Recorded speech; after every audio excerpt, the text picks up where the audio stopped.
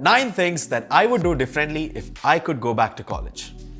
This is a thought experiment that I often do to go back to specific events in college or general changes with how I would go about my college life.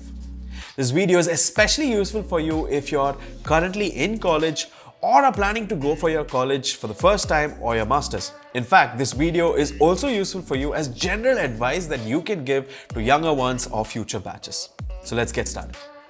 Hey guys, my name is Elson and welcome back to my channel.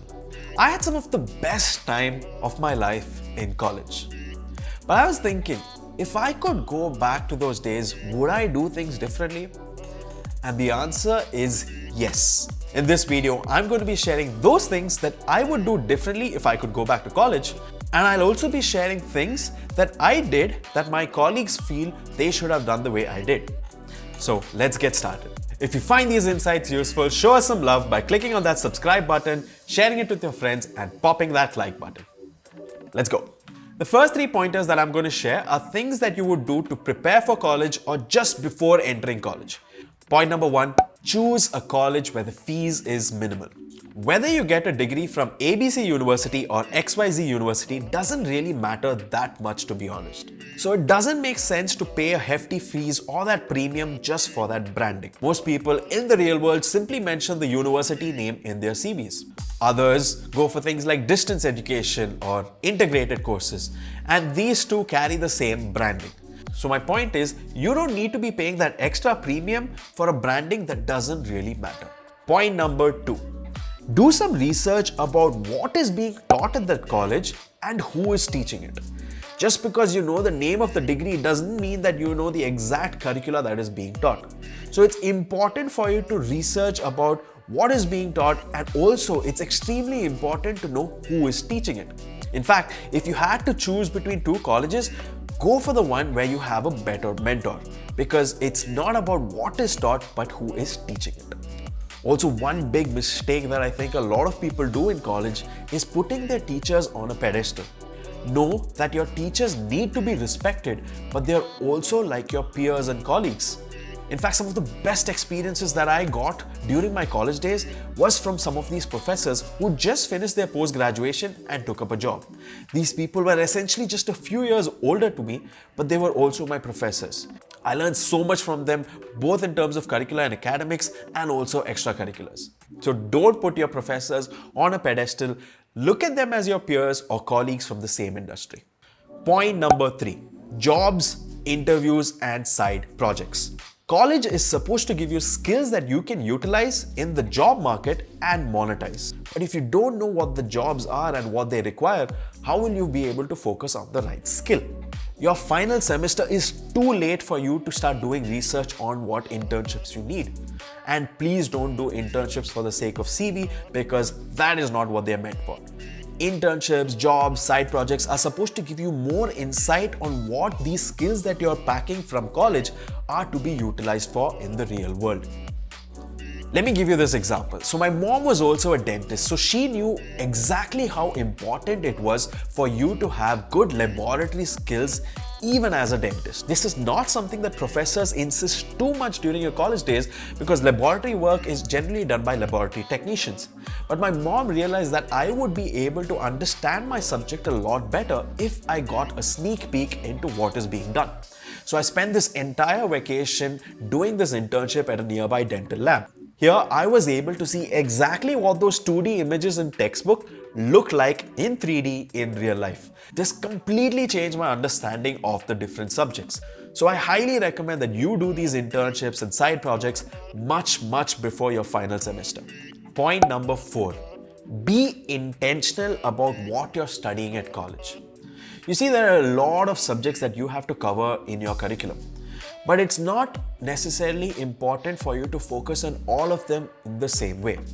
If you're sure that, for example, you want to take up surgery in the future, it may be more beneficial for you to focus entirely on surgery and become the best at it, because you already know this is what you want to do. So just because you have to study a lot of things doesn't mean you focus on all of them equally. Focus on the ones that you're best at and not the ones that you just should be doing to get those passing grades. Study, give some extra hours, go to the library, read some extra material on the subjects that you want to focus on. Colleges provide so much more information that you can probably do in say 3 to 5 years. So the point is not to try and accumulate all of that.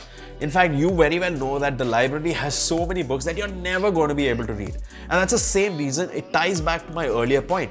It doesn't matter which college you're in, because what you're going to be learning is not just during college but even after college. Try and maximize your focus on the subjects that you know for sure you want to take up and be the best at them. Point number 5.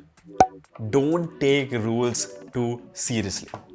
Now, this might sound a little counterintuitive. Understand the underlying principle behind these rules. Why were these rules made? Just because there are certain restrictions, rules, etc. that are being told in a particular way does not mean that you need to follow it word for word. In fact, if you fulfill the underlying principle, that is enough. Understand the difference between rules and guidelines. A rule, for example, is like the straight line. And you're told either walk entirely on that line or do not walk on that line at all. Whereas a guideline is where you have 2 lines and you're like, walk anywhere in between. Now there's a slightly extreme quote out there which essentially says rules are made by fools for fools. So what I'm trying to tell you is don't take rules too seriously. There are rules, there are guidelines. Point number 6, don't focus solely on academics. You see, your college is different from school. Back in school, obviously it was extremely important for you to get those amazing grades, get that 95% in your board exam so that you could get into one of the top tier colleges. But once you reach college, you don't want to be making that same mistake of trying to aim for that first rank, second rank or third rank, because it doesn't even matter. Instead, focus on the things outside of college that you can only do during your college days. This is the true value of college. Don't put too much focus solely on academics and getting that rank 1. The goal is to get a cumulative experience. Point number 7, friends. You want to be making a lot of friends in college. Your friends are useful in terms of study groups. They can also be your future co-founders. In fact, they might also be your best man or bridesmaids at your weddings. So don't isolate yourself. In fact, it's a lot more difficult to make friends once you leave college. You're never going to get such a huge pool of people that think alike, that vibe with you and want to do similar things in life. The biggest mistake you can do is to limit your friend circle to just 1 or 2 people, at least in the initial days. This is the place where you're going to be finding your co-founders, you're going to be building your team, your empire. So don't make that mistake of isolating yourself. And even while you're in college, don't always try and study alone. Right? Share your work, share your homework, learn together, learn in study groups. That's the best way you can learn. Don't worry about competition and who gets a higher rank, who gets the lower rank. The goal is not competition, it is collaboration. Point number 8, take as many pics as possible and log everything.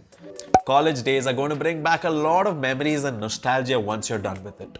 So make sure you have a lot of pics and you log everything, all of those experiences, your feelings during those days.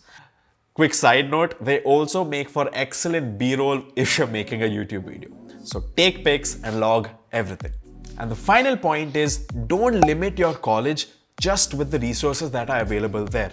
Use extra resources. If your college does not provide a particular resource or material on a certain study, go online, learn extra.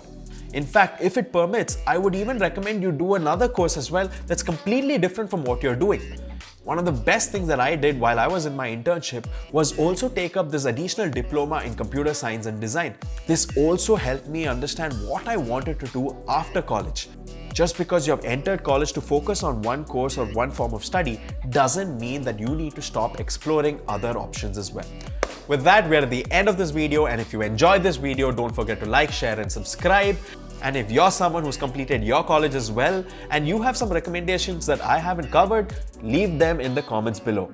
I'll see you in the next video.